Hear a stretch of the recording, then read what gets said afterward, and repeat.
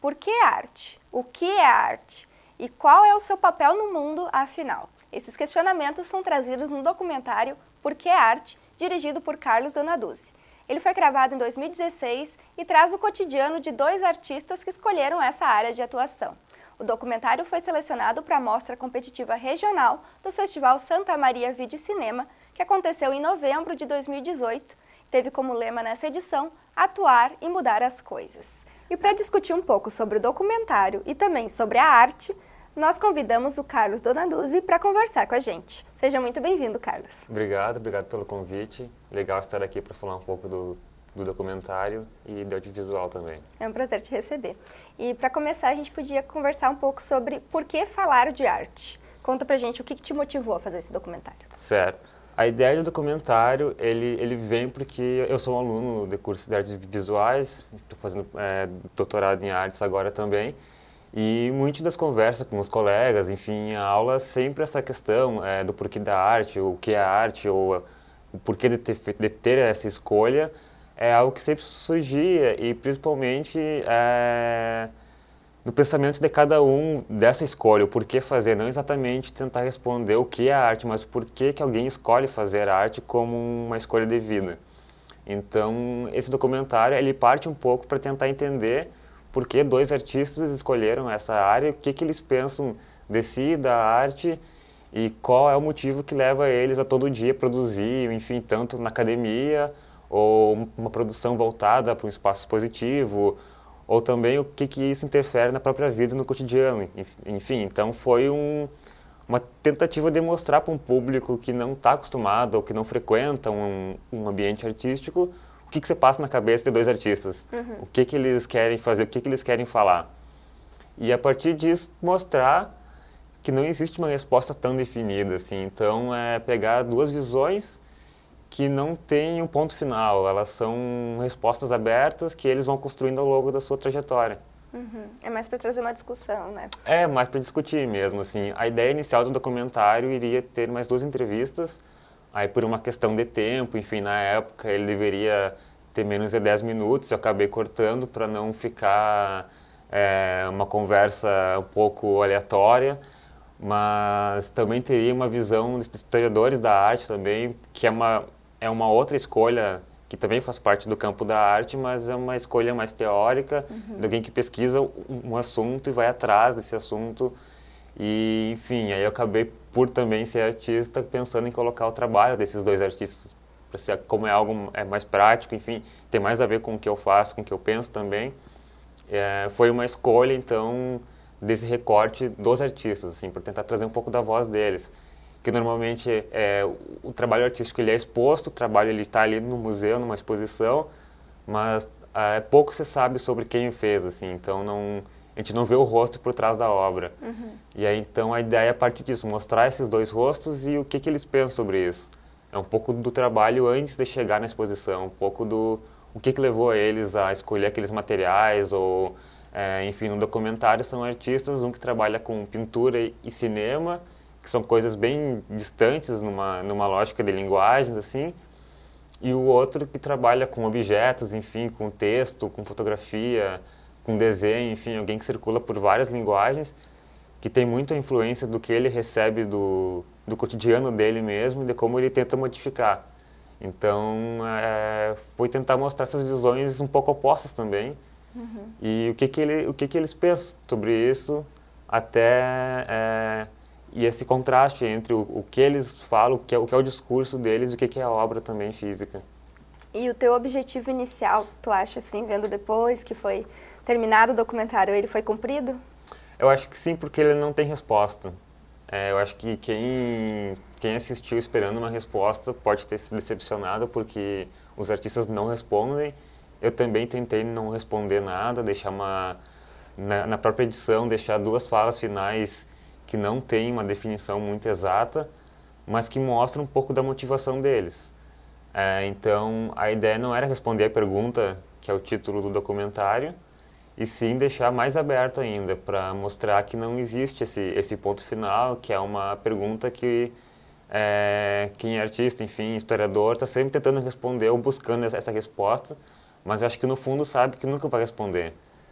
E até acho que o intuito não é ter essa resposta, mas sim ficar sempre nesse processo de tentar descobrir o por que está fazendo.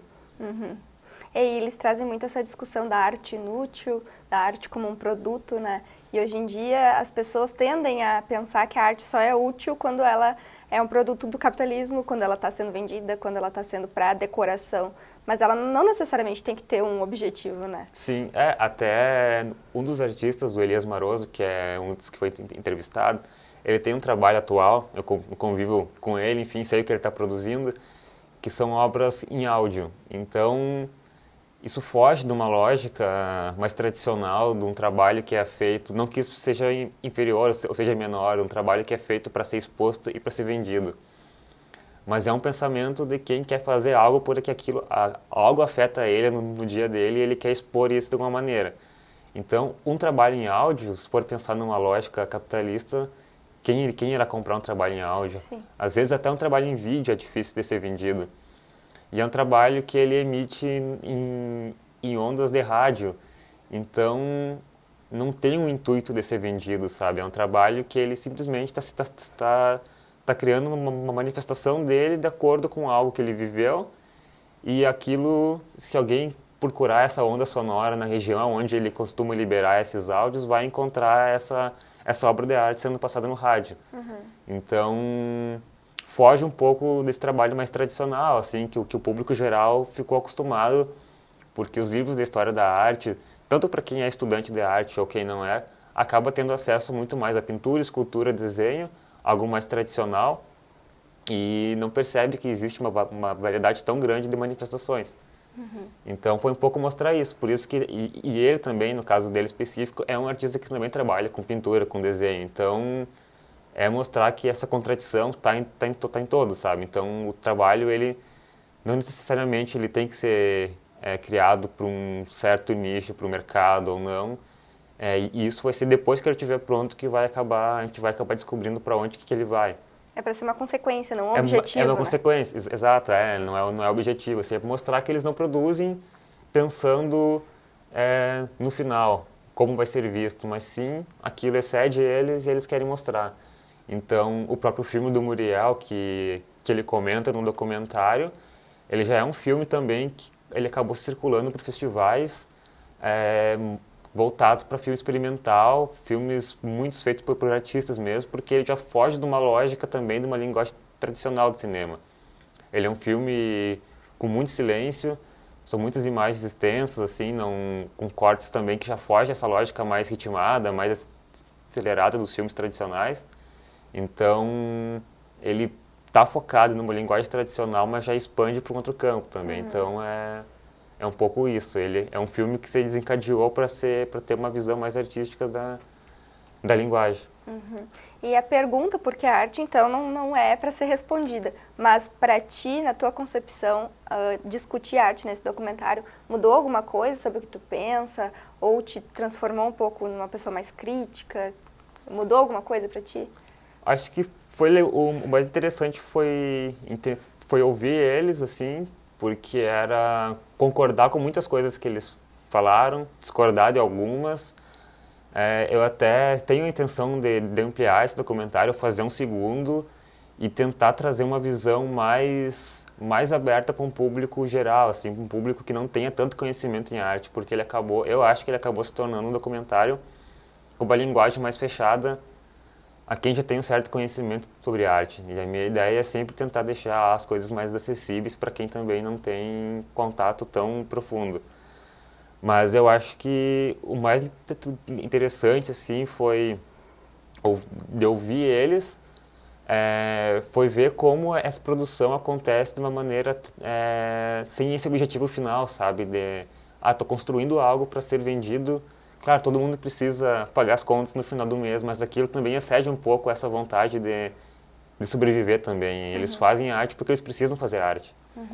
Então, talvez mostrar que a arte não é algo tão elitista, talvez, assim, que não, enfim, não está só dentro da academia. Ela pode ser alguém que está desenhando em casa por hobby, assim, por passatempo, também pode encarar aquilo como um trabalho artístico, pode fazer parte de uma exposição, enfim, pode frequentar um ambiente de exposição. Então eu acho que o que me fez pensar um pouco no documentário foi que talvez eu possa expandir ele por uma outra discussão também, não só com artistas, mas com o público também. Tentar descobrir o que o público entende, por que o público vai numa exposição também. Então, se eu fosse fazer uma continuação agora, eu queria saber muito mais o que o público acha de quando ele se depara com uma obra de arte também. Sim, aquele espaço tradicional do museu também, né, trazendo. É, Que o público tem contato mais com a arte. porque eu acho que o próprio museu e um pouco, assim, é uma crítica que muitos, assim, acho que concordam comigo, pelo menos os que eu tenho mais contato, que nós que estamos mais nesse campo, que frequentamos museus, exposições, acabamos às vezes excluindo também, acaba se tornando um ambiente que exclui uma parte da população também, porque você cria uma aura intelectual no museu que bloqueia um pouco aquela pessoa que está passando na rua ali, vê a exposição e não sabe se pode entrar ou não, se ela vai entender aquilo. Então, o que eu tenho pensado agora, para meus trabalhos e os projetos que tenho desenvolvido esse ano, é tentar tornar a exposição, enfim, a arte, esse espaço do museu mais aberto também. Então, tem um projeto que eu estou desenvolvendo com um desses artistas que está no documentário, que a gente está pensando sobre isso, como tornar uma exposição acessível. E acessível tanto para quem tem deficiência, ou acessível para quem também não tem escolaridade, enfim, não tem um conhecimento profundo em arte.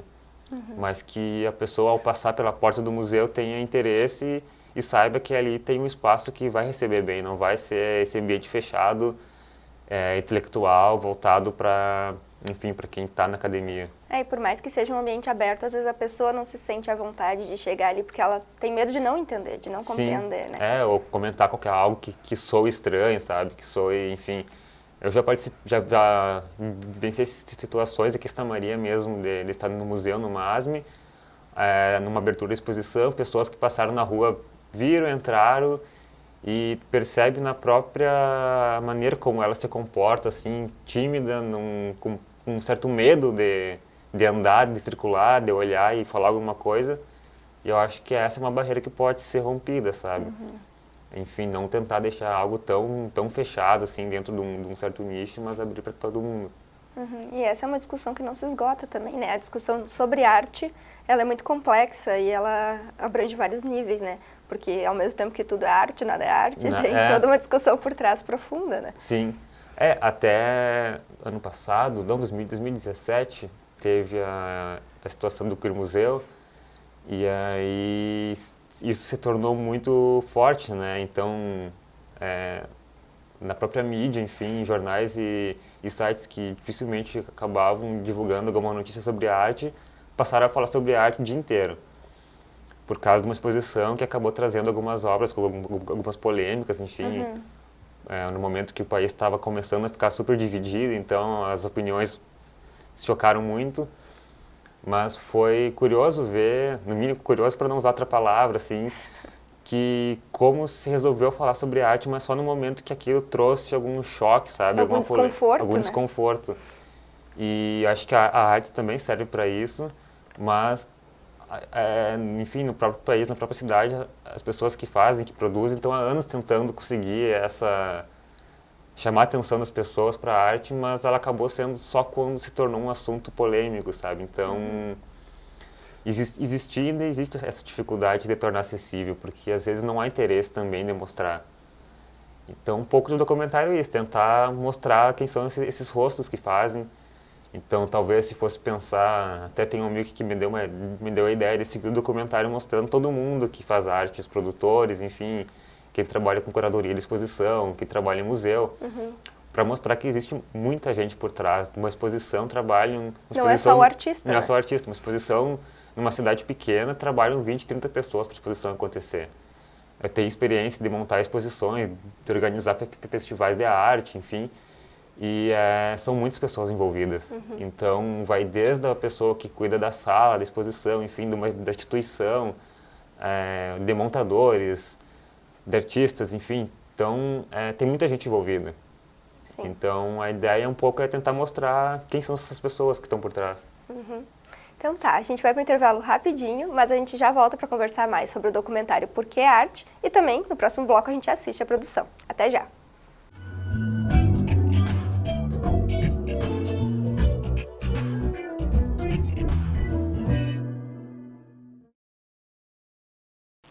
estamos de volta com o Curta na TV, aqui na TV Câmara. Hoje nós estamos recebendo o Carlos Donaduzzi, que é o diretor do documentário Por que Arte? Carlos, conta pra gente um pouco mais sobre a parte técnica do documentário. Como é que foi escolhida a trilha sonora, como é que foi feita a montagem das entrevistas? Tá. Ele surgiu, então, é um trabalho específico que eu desenvolvi para um curso que eu estava fazendo no momento de edição de áudio e vídeo. E ele acabou sendo feito praticamente 90% por mim. Então, câmera, roteiro, direção, foi tudo um trabalho cinema de um homem só. Como tem tem um cineasta que costuma falar que ele está fazendo tudo sozinho, porque às vezes a gente realmente não tem parceria, não pode trabalhar, enfim, por questões de momento. Mas foi legal porque até para poder descobrir um pouco, foi meu segundo documentário. O primeiro eu também já tinha filmado tudo, enfim, editado. E esse foi o que foi um pouco mais pensado, assim. Então, tirando o trabalho que eu acabei realizando das entrevistas, a trilha sonora que acabou entrando a parceria com uma banda aqui da cidade, que também é uma banda de um homem só, assim, que é Monte Blanco, que é o Ronaldo Palma, que está por trás dessa banda de um homem só também. Eu já tinha trabalhado com ele num clipe da banda dele. A gente tem uma afinidade, assim, de trocar materiais, assim, ele me empresta as músicas dele para fazer as trilhas sonoras dos meus vídeos e a gente vai se trocando, enfim, é aquele escambo artístico, assim, audiovisual que acontece bastante. E quando eu comecei a fazer o documentário, eu deixei bem soltas as entrevistas, eu só fazia essa pergunta para os artistas e deixava eles falando. Então eu fui na casa de cada um deles e falei, a minha pergunta é só essa, porque a arte abria a câmera e o microfone e deixava eles falando o tempo que eles quisessem. Então em nenhum momento eu interferia. Não parei, não cortei eles, não pedi enfim, para falarem mais específico sobre sobre a produção deles, enfim, o que eles pensavam. Só fiz essa pergunta inicial e no final pedi os trabalhos que eles gostariam de mostrar que teriam a ver com a fala deles. Então, um pouco da edição foi isso. Foi entender o que eles falaram, tentar intercalar essas falas, e até pela questão, não pela semelhança, mas também pela contradição entre eles, mostrar os trabalhos que eles achavam que falavam também e o que eles pensavam. Então, a parte de edição saiu muito do que eles contaram, assim. Eu tinha só esse roteiro que era uma pergunta. E aí parti através da pergunta para montar o documentário. E a trilha, para mim, é algo que eu acho bastante importante, sempre em um documentário, enfim, qualquer material. Eu já estava com ela na cabeça enquanto eu fazia as entrevistas e achei que encaixou, assim, porque eu queria trazer algo autoral e pessoas daqui, artistas daqui, os dois, eles não são da cidade, mas eles trabalham, enfim, moravam aqui no momento, produzido, e a música de um artista local também, que produz música aqui na cidade, que se apresenta aqui também, então era um pouco também de mostrar o que sai da cidade, que talvez muitas pessoas não conheçam. E por que o formato documentário? Tu já tinha trabalhado com um documentário antes, né? Sim. Mas por que falar de arte em um documentário? Eu tinha uma ideia inicial que acabou não acontecendo, que era um documentário ficção falso, assim. Eu estava pensando, conversando com um desses artistas, de criar um personagem, de inventar um artista e fazer um falso documentário trazendo um pouco dos clichês, assim, da arte para mostrar.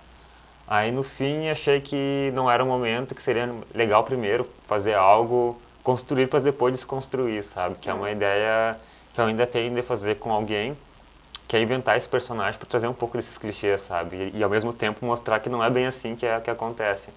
Que a vida do artista não é tão glamourosa como se pensava, se mostrava, assim. É muito mais, todos eles, enfim, pagam as contas do mês, fazem comida, limpam a casa, então são pessoas normais que produzem um trabalho artístico também. Mas daí acabou ficando focado mais no trabalho mesmo, não muito na questão da intimidade, assim, até por uma questão de tempo, assim, tudo mais. Mas a ideia foi um pouco isso, assim, de chegar neles, na pessoa mesmo.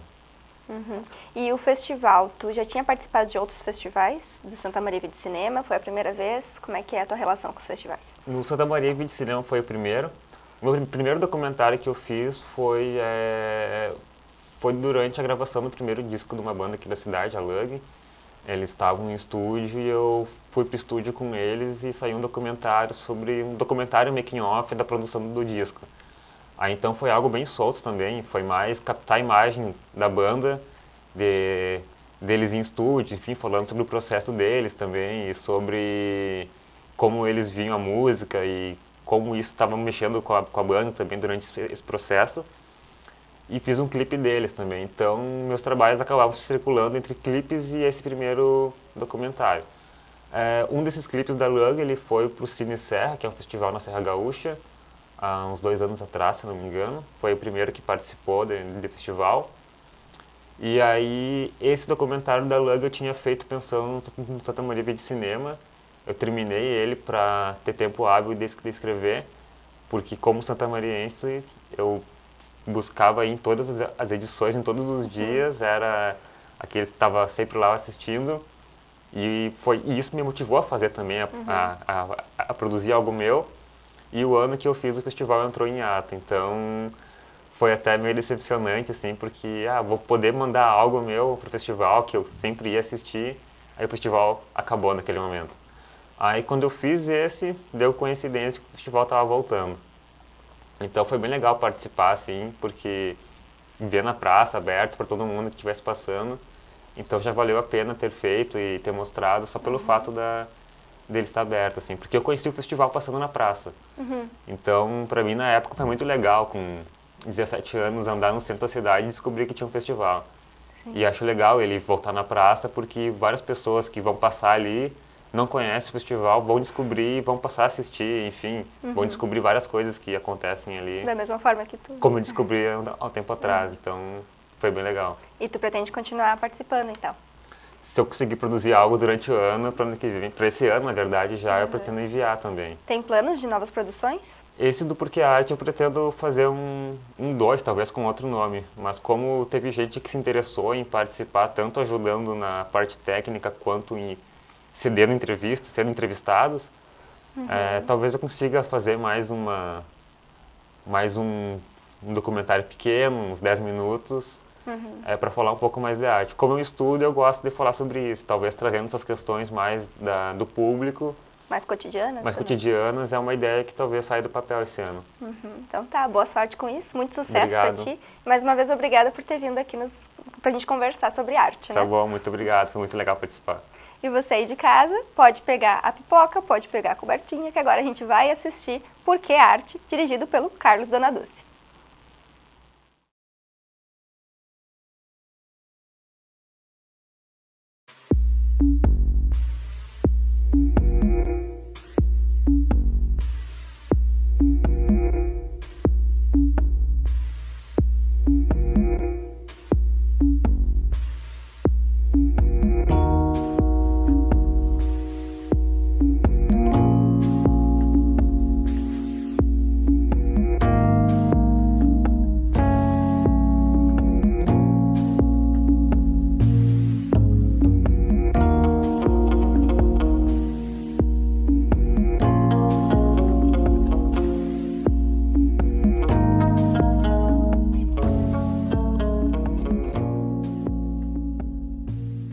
Por que arte, né? A pergunta. Enfim, a primeira coisa mais imediata que me vem à cabeça é o fato da arte não ter utilidade, né? Porque ela não tem motivo e não tem sentido. E eu acho que para mim é o que sempre me motivou assim a lidar com a arte, né? Especialmente assim no mundo que a gente está. Tudo tem utilidade, tudo tem finalidade, tudo tem objetivo, tudo precisa render alguma coisa, né? E o fato da arte não ter isso, ela ser gratuita, né? Pelo menos assim, essa raiz idealista assim da arte, dela ser um produto do espírito humano, assim, da elaboração criativa do ser humano, autônomo, ou um veículo de busca dessa autonomia, né? Por que um artista, um sujeito qualquer se coloca nessa trilha de realizar uma obra de arte, né?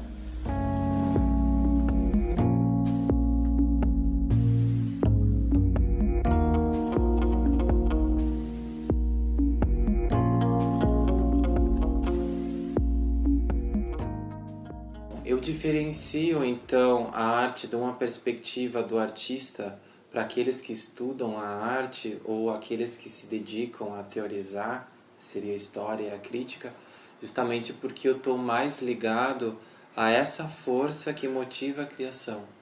E não entendo essa força como exclusiva daqueles que se dedicam à arte, mas que essa força pode se manifestar em qualquer pessoa e que não necessariamente venha a se tornar um trabalho de arte, né? É quase como entender uma pessoa comum que se lança a modificar o seu cotidiano de uma forma silenciosa, de uma forma íntima, também está exercendo de alguma forma isso que eu entendo como uma dinâmica artística. Quando a arte não está produtificada, né, não virou um objeto de venda, o que eu acho que motiva o artista, ou talvez devesse motivar, é essa busca por alguma coisa essencial que ele não necessariamente sabe o que é, e que as diversas técnicas, suportes, enfim, da arte acabam produzindo assim um conjunto de signos e elementos pelos quais tu percorre aquilo ali, e no final da obra tu vai ter alguma coisa que tu aprendeu daquilo ali, e que não é palpável, não é material, não teve um objetivo. O objetivo foi fazer a obra, e a obra, uma vez no mundo, ela também vai produzir esse efeito para aqueles que se aproximarem da obra, né?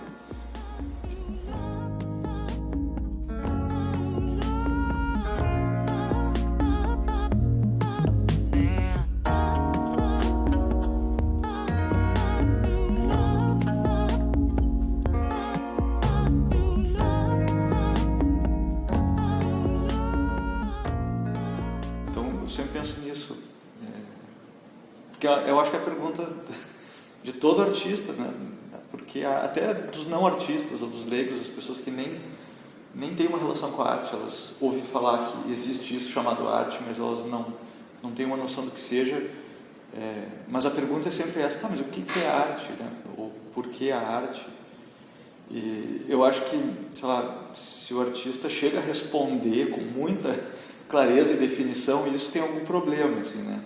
Porque então terminou, se tu consegue responder assim, exatamente por que tu está fazendo eu faço arte para uma finalidade muito clara, parece que tu perdeu justamente essa reserva assim de mistério, né, e de dúvida, que a arte precisa ter para que tu possa te lançar nela, né? A minha resposta ou a minha solução seria mais direcionada àqueles que produzem e também àquele que produz e espera algum resultado daquele que vê, né? Então, a arte, para mim, sempre esteve ligada a uma produção do que excede o que se conhece enquanto imagem, enquanto som, enquanto movimento, ou tudo que remete aos sentidos, né?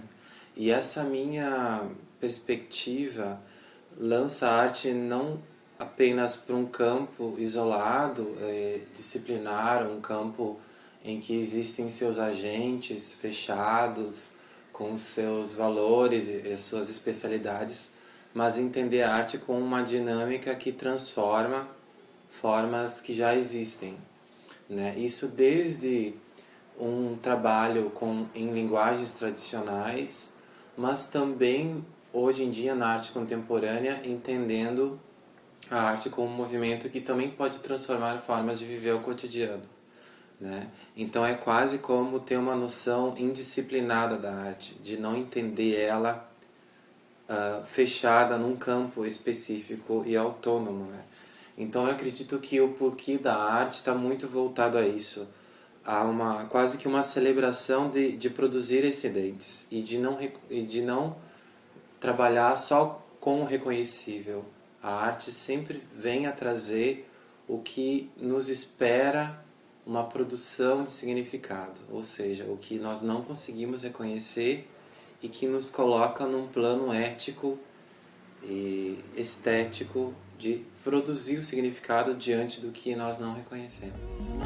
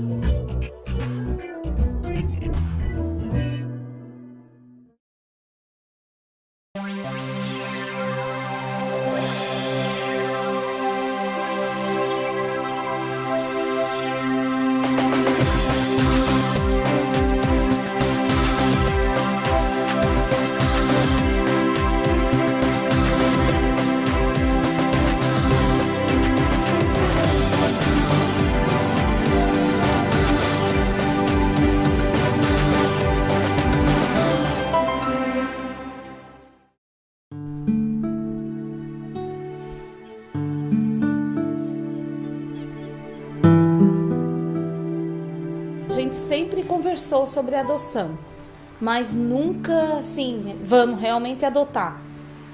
Aí fui na Casa Lar e de repente uma menina começou a me olhar e já aquilo doeu meu coração, né? Aí eu perguntei, tu quer passar o final de semana na minha casa? Ela disse, eu quero, tia, mas eu tenho mais 3 irmãs, elas podem ir? Saltar de 2 filhos para 6, né, triplicar o número de componentes da família não era coisa fácil de se fazer. A responsabilidade é muito grande. Tu fazer uma adoção que não seja planejada, que seja uma coisa traumática para a criança, é pior do que tu não adotar. Inicialmente era a ideia de uma adoção, mas eu me vi na situação que eu não podia deixar essas crianças lá.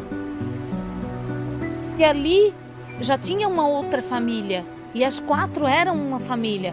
Então o melhor de tudo para dar certo era que a gente unisse aquela família a essa outra família que estava disposta a adotar.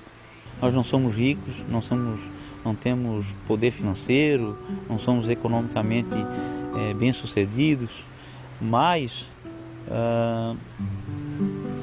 nós temos uma coisa que a gente pode dividir com quem está precisando, que é o amor. Não tem outra palavra, assim, porque eu acho que o amor, ele espera tudo, né? A gente consegue, com amor, resgatar outros valores que muitas vezes, assim, a gente nem lembra, mas está tudo ali dentro, sabe?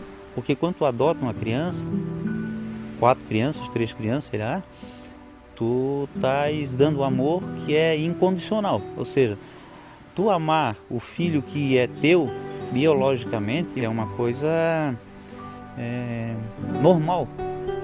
Agora, tu amar o filho de outro, né?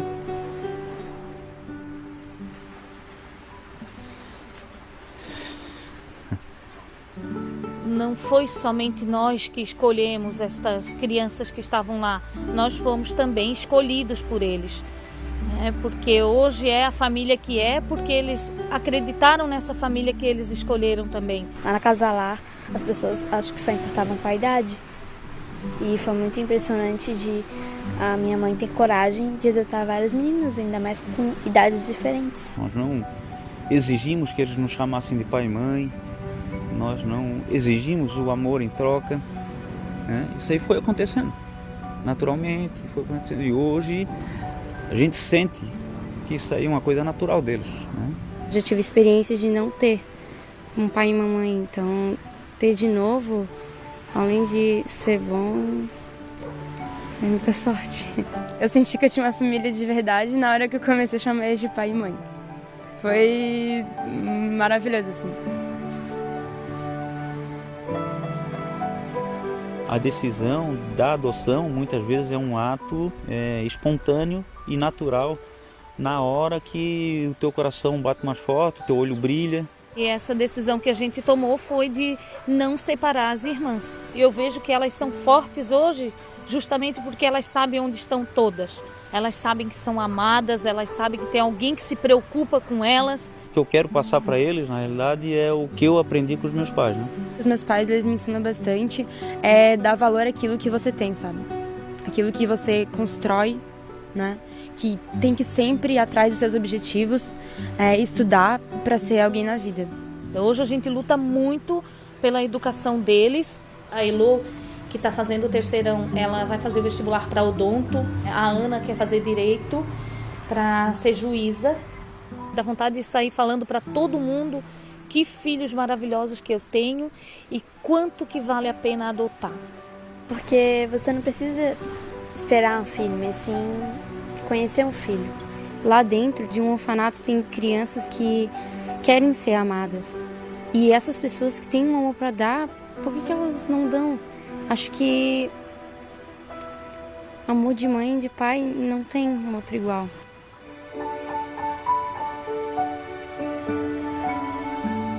A minha família vai fazer 6 anos que ela é desse tamanho. E 6 anos é pouquíssimo tempo. Os laços de família, eles vão se fortalecendo a cada dia. A gente faz mais os programas que cabem no nosso dia a dia, assim, de diversão, de correr na praia, de jogar bola, de fazer piquenique, de pescar. coisas que não precisa investir muito dinheiro e eles jamais vão esquecer. Às vezes não investimos nada de dinheiro, pegamos pacote de bolacha, botamos numa mochila e vamos todo mundo e é bem divertido, assim. São gestos simples do teu dia a dia que tu vai acumulando riqueza dentro de ti, né?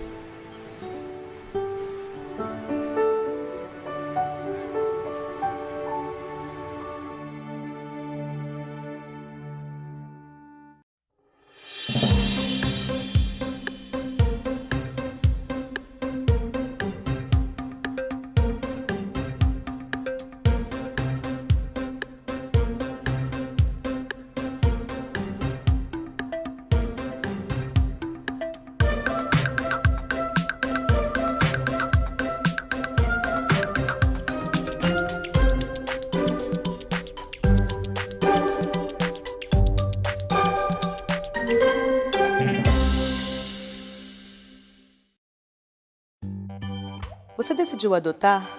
Procure a Vara de Infância e Juventude do seu município e comece a reunir os documentos necessários. Um defensor público ou advogado particular deve preparar uma petição que vai dar início ao processo de inscrição para a adoção.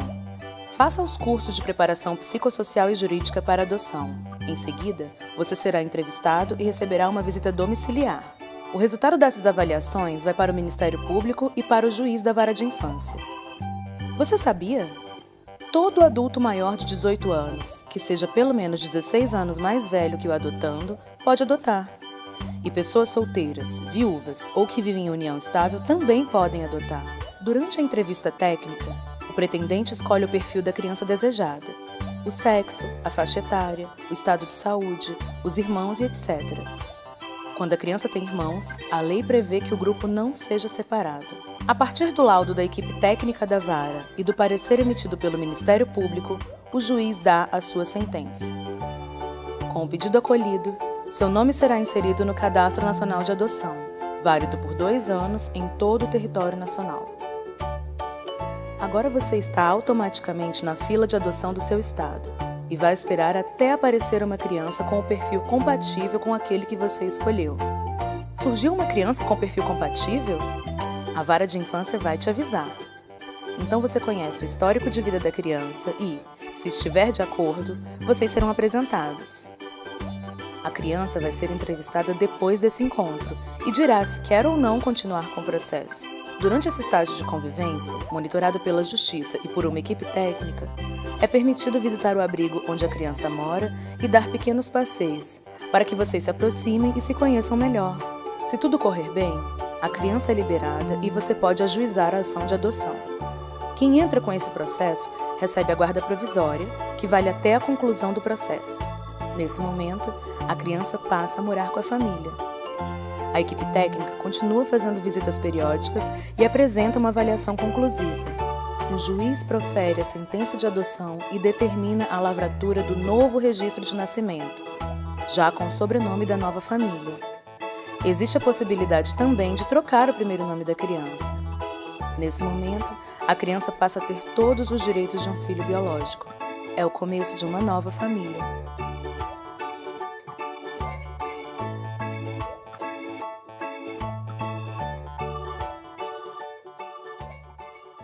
Ter um extrato previdenciário do seu sofá é pra já.